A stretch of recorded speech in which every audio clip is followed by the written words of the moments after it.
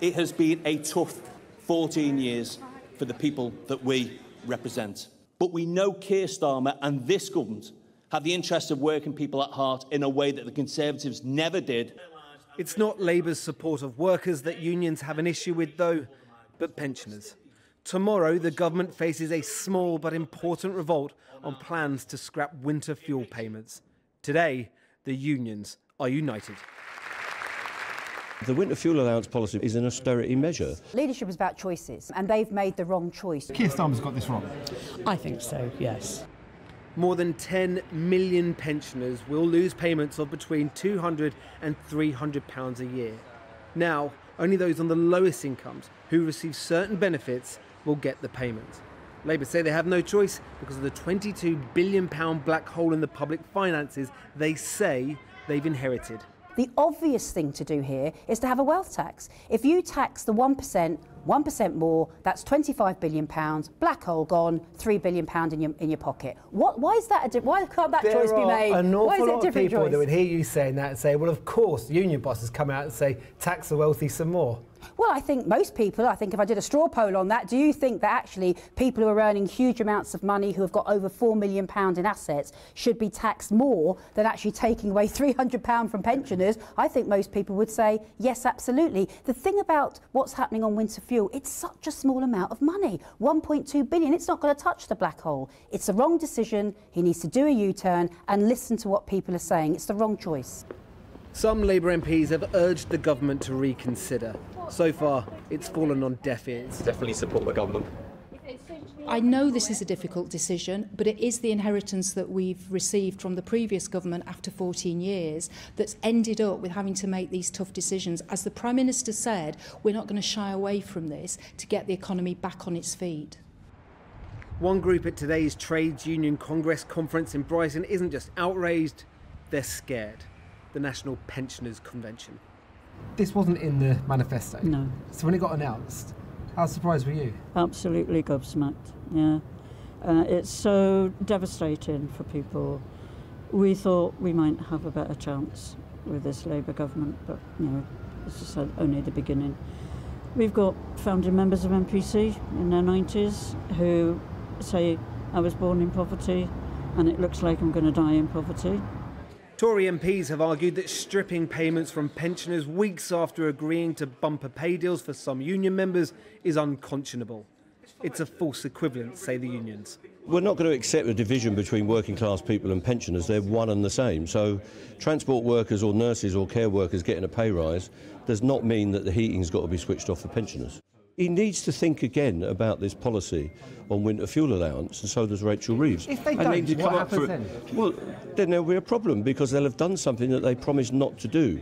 Those big problems for the government could translate to problems for everyone else too. At this stage, it would be premature to say, everybody be out on strike. But clearly, if there's no indication that they are going to take the concerns of very low-paid people seriously, that will create a mood where people are prepared to stand up for themselves and do something about that. Nobody wants to do that lightly, and at the moment, we want that dialogue and that engagement about how we can avoid a period of dispute. But that is the threat then, ultimately. I think so, yeah. Unified strike action. I don't say it lightly, and clearly, as I say, we want a dialogue. Despite scores of Labour MPs agreeing with the people in this room, tomorrow's vote in Parliament should pass easily for the government. Not that anyone here intends on that being the end of this row. For the new government, this winter could be a long one. Paul McNamara. Well, weeks ago, when a group of Labour MPs rebelled against the new government, they had the whip suspended for 6 months, sending shockwaves through the party. So what's likely to happen to any Labour MPs who rebel this time? Let's go to our political editor, Gary Gibbon.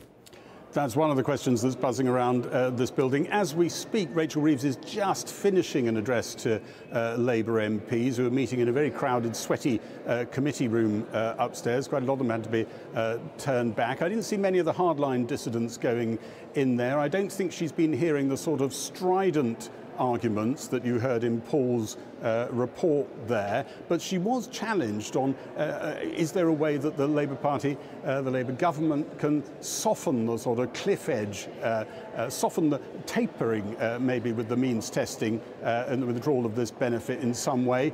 And from some people in the room very kindly sharing with me what they were listening to in that closed meeting, I was told she didn't give a millimetre. Rachel Reeves has quite a dogged style, and those Labour MPs in the room will be, some of them, getting their first introduction to that. How many will actually rebel tomorrow? There is an expectation amongst whips that actually we're talking about single figures in terms of how many MPs will vote against the government line, but there could be dozens who abstain. What will be the punishment for those MPs? Well, as you said, when Labour MPs, as they then were, voted against the King's speech, they were suspended from the whip. By the way, if they vote again against the party line tomorrow, they could find that goes on their school report, and that suspension carries on even longer than the 6 months it was applied for. As for the current Labour MPs, holders of the whip, those ones who vote against the government, again, I said about a handful, several are expected, not more than that.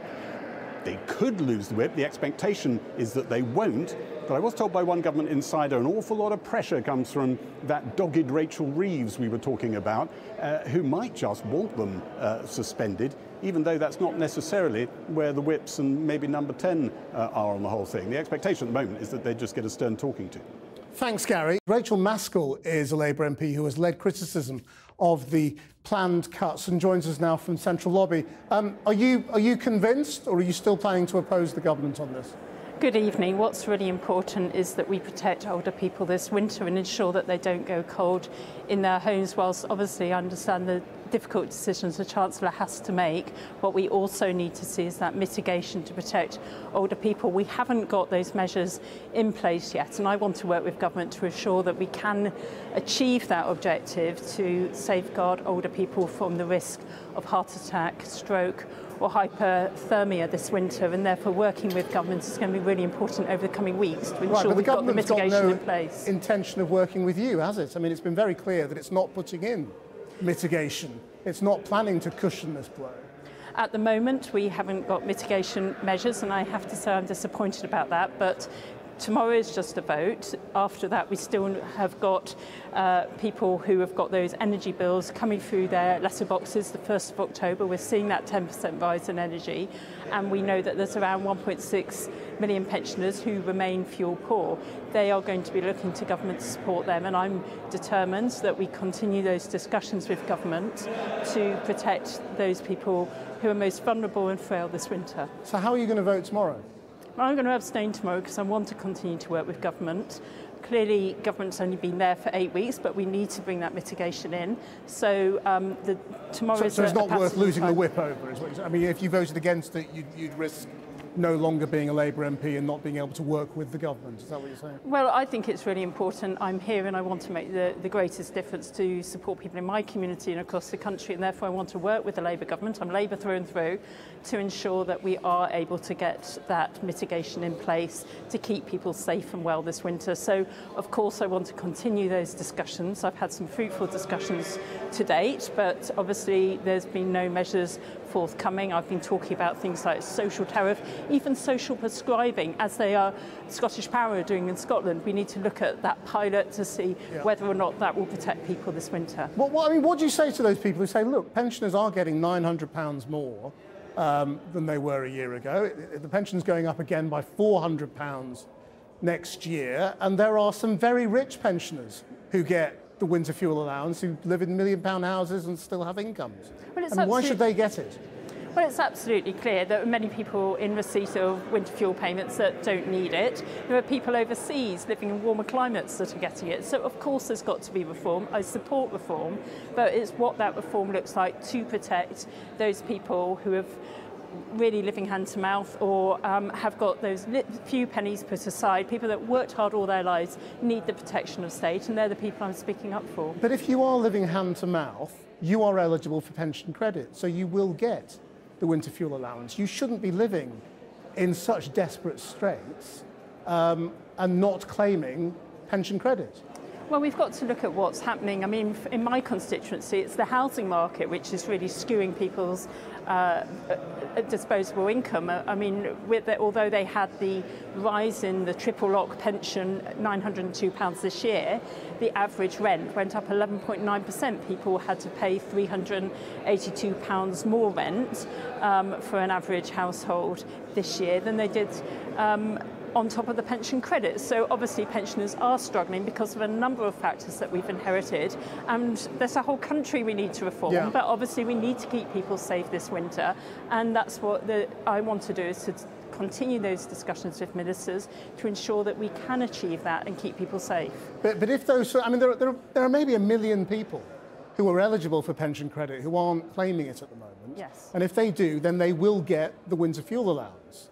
Yep. I mean, if they all register and the government concentrates on that, would that solve your deepest worries?